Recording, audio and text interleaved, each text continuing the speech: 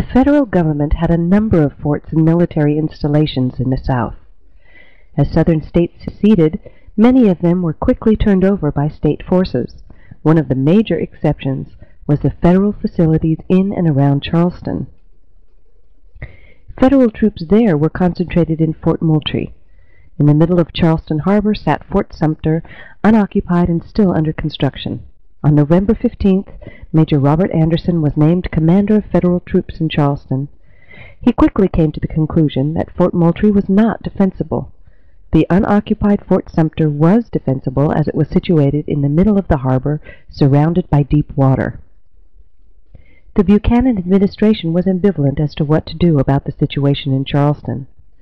Finally, the Secretary of War dispatched Major Don Carlos Buell to Charleston to confer with Major Anderson.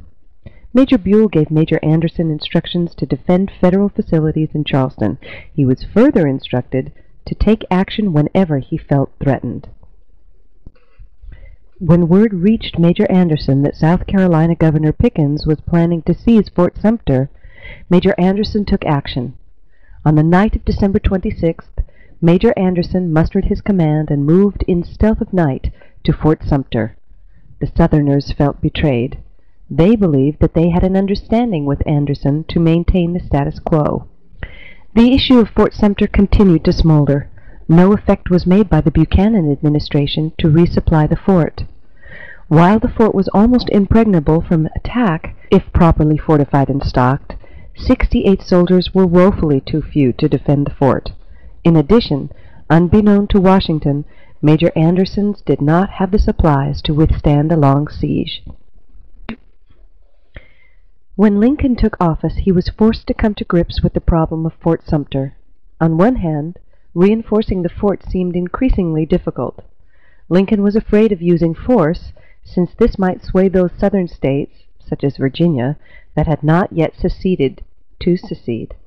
On the other hand, Major Anderson was becoming a hero in the North. Furthermore, Lincoln was beginning to feel that if he gave up Fort Sumter, he was in fact acceding to Confederate secession. If he could not hold Fort Sumter, there was nothing he could do to hold the Union together. Finally, after receiving varied advice from his advisers, Lincoln decided to resupply the fort.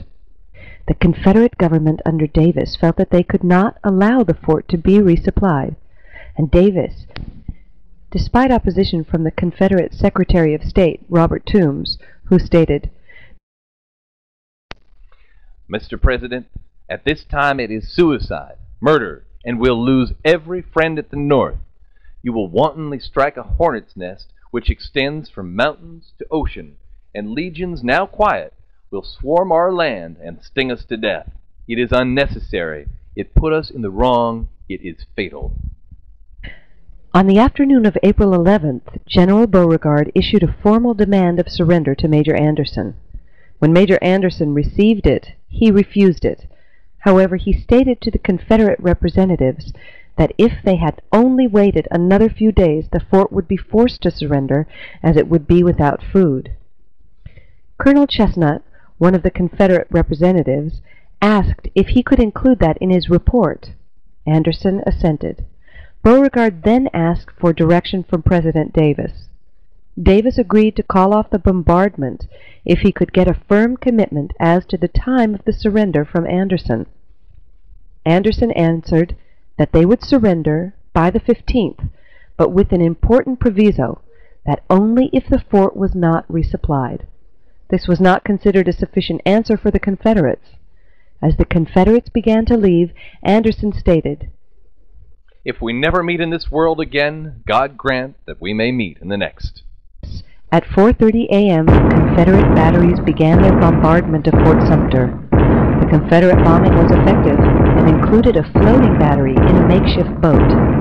Anderson's counterfire was limited by his lack of munitions and by his limited number of soldiers. Finally, 34 hours after the bombardment began, Anderson surrendered.